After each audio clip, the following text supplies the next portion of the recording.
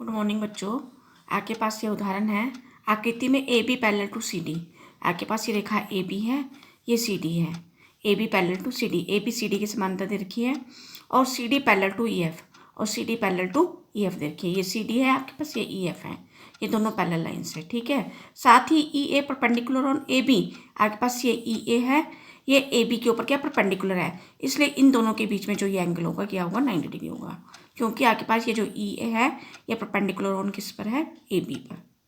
ठीक है, तो इसलिए ए बी और ए ई के बीच में जो एंगल बनेगा वो कितने का बनेगा, 90 डिग्री का बनेगा। फिर दे रखा है angle B E F equal to 55 degree. Angle B E F, तो B E F mean this angle is given 55 degree. ठीक है ना, बी ई और एफ, तो ये आपके पास ये वाला जो एंगल है ये कितना है, 55 डिग्री दे रखा है।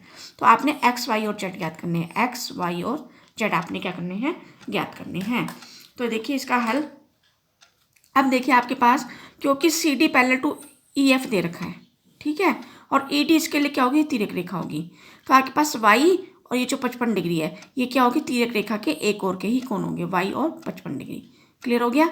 ये C D parallel to E F दे रखा है और डी ई इसके लिए क्या है, तिर्यक रेखा है। तो आपके पास ये वाई और ये जो 55 डिग्री है ये क्या, तिर्यक रेखा के एक और के कोण होंगे। ठीक है, ये जो मैंने ब्लैक कलर से दिखा रखे हैं, तो इसलिए इन दोनों का योग क्या होगा, 180। तो यहाँ से वाई का मान निकल जाएगा। तो करते हैं हम इसको हल इसका। क्योंकि C D parallel to E F, ये क्वेश्चन में क्या है, दिया है, और आपके पास ई डी एक तिर्यक रेखा है, एक तिर्यक रेखा है, इसलिए y प्लस 55 डिग्री बराबर 180 डिग्री।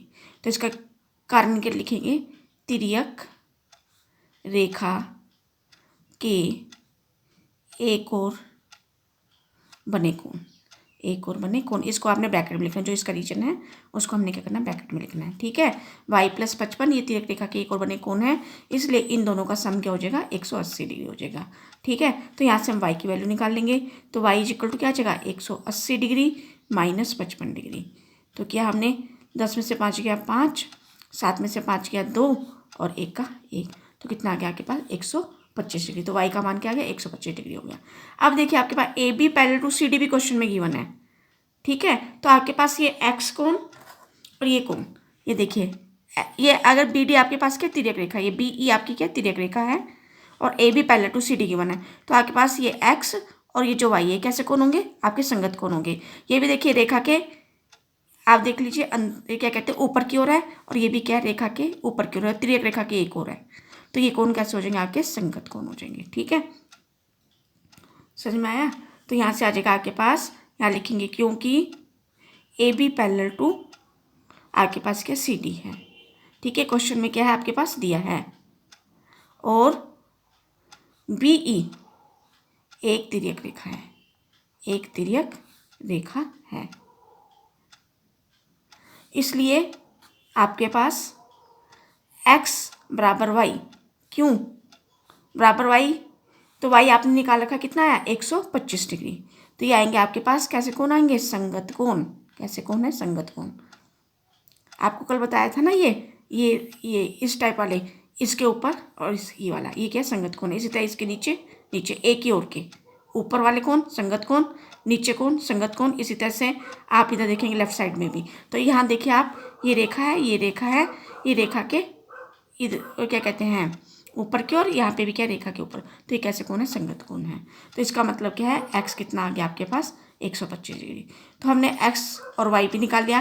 अब हमको क्या निकालना है, जेड निकालना है। ठीक है, अब देखिए आपके पास क्योंकि A B parallel to C D और C D parallel to E F, ये क्वेश्चन में दे रखा है। ठीक है, और मैंने ये क्या कहते हैं, आपको प्रमेय लिखवाई भी है कि वह रेखाएं जो एक ही रेखा के समानांतर हो, परस्पर क्या होती है, समानांतर होती हैं। तो ए बी किसके पैरेलल है, सी डी के पैरेलल है, और सी डी किसके पैरेलल, ई एफ के पैरेलल है। तो ए बी पैरेलल टू क्या होगा, यहाँ पे ई एफ हो जाएगा। क्लियर हो गया। ठीक है, तो इसका मतलब क्या हुआ, A B parallel to E F, A B parallel to E F, A B parallel to E F. अब देखिए, अब ई ए क्या कहते हैं, ए बी के ऊपर भी परपेंडिकुलर है, तो इसका मतलब क्या है, जब ये दोनों लाइनें पैरेलल हैं तो ये लाइन क्या होगी, इसके ऊपर भी क्या होगी, परपेंडिकुलर होगी, ई एफ के ऊपर भी क्या होगी, परपेंडिकुलर होगी। ठीक है, तो इट मीन्स यहाँ लिखेंगे क्योंकि जो आपकी ई ए है perpendicular on A B, this simplify that जो आपके पास ई ए है वो क्या कहते हैं, आपके पास क्या होगी, ई एफ के ऊपर भी क्या होगी, sorry E A perpendicular on E F. ठीक है, क्योंकि A B parallel to E F हमने प्रूव कर दिया है, जब ये इसके ऊपर परपेंडिकुलर है तो ये क्या कहते हैं, ए क्या होगी, इसके ऊपर भी क्या होगी, परपेंडिकुलर होगी। ठीक, अब क्योंकि E A perpendicular on E F है, E A perpendicular on E F, it means this angle is equal to 90 degree, means A E F is equal to 90 degree. Angle A E F is equal to कितना आ गया, 90 degree. और angle A E F क्या है, Z plus 55 degree. ठीक है, ए E F 90 degree है तो ए ई एफ क्या है, this angle plus this angle, this means Z plus 55 degree बराबर 90 डिग्री। तो यहाँ से आ जाएगा जेड बराबर 90 डिग्री माइनस 55 डिग्री, तो यहाँ आ जाएगा 10 से 5 गया 5, यहाँ से आ जाएगा 8, 8 में से 5 गया 3, तो आपके पास जेड कितना है, 35 डिग्री। अब जो आपने निकाल रखे कौन सा है लिख दीजिए, अर्थ है एक्स बराबर, एक्स कितना निकाला आपने, एक्स कितना है 125 है, वाई भी कितना है 125 है। ठीक है, अतः एक्स बराबर 125 डिग्री, वाई बराबर 125 डिग्री, और जो जेड है आपका कितना निकाला आपने अभी, 35 डिग्री आ गया। Thank you.